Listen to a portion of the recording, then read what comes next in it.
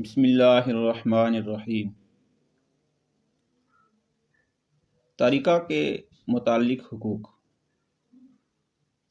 مرنے والے نے جو مال چھوڑا ہے اس مال میں 4 حقوق متعلق ہوتے ہیں۔ ان کی ترتیب یہ ہے: نمبر 1، اس مال میں سے میت کی تجہیز و تکفین کی جائے۔ نمبر 2،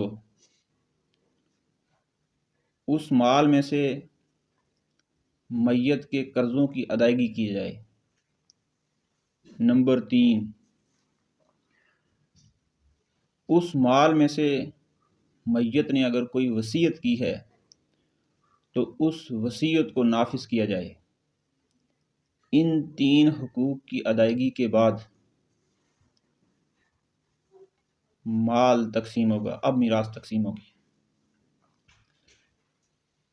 نمبر 1، جو تجہیز و تکفین تھی،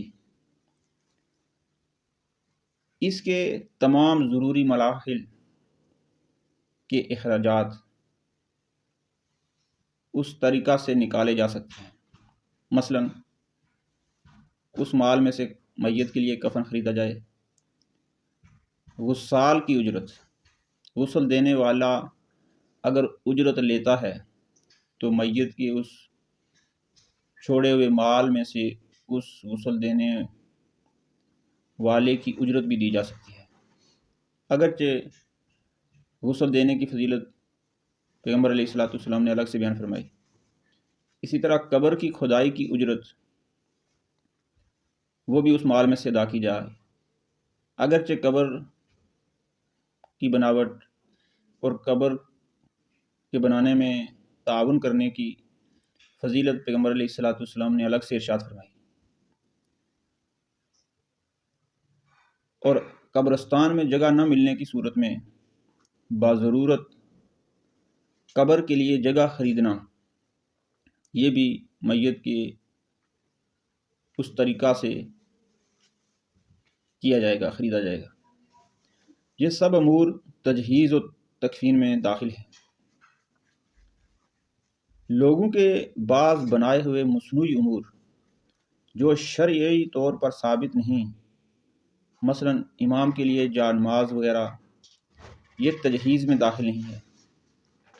تجہیز کے اخراجات متوسط درجہ کے نکالے جائیں گے، نہ فضول خرچی ہو اور نہ بیجا بخل ہو، اور قرضوں کی ادائیگی بھی کی جائے گی۔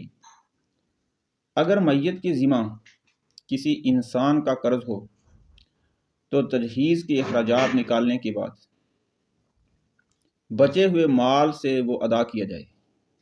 خواہ قرض ادا کرنے کے لیے سارا بقیہ طریقہ ختم ہو جائے تو کوئی بات نہیں۔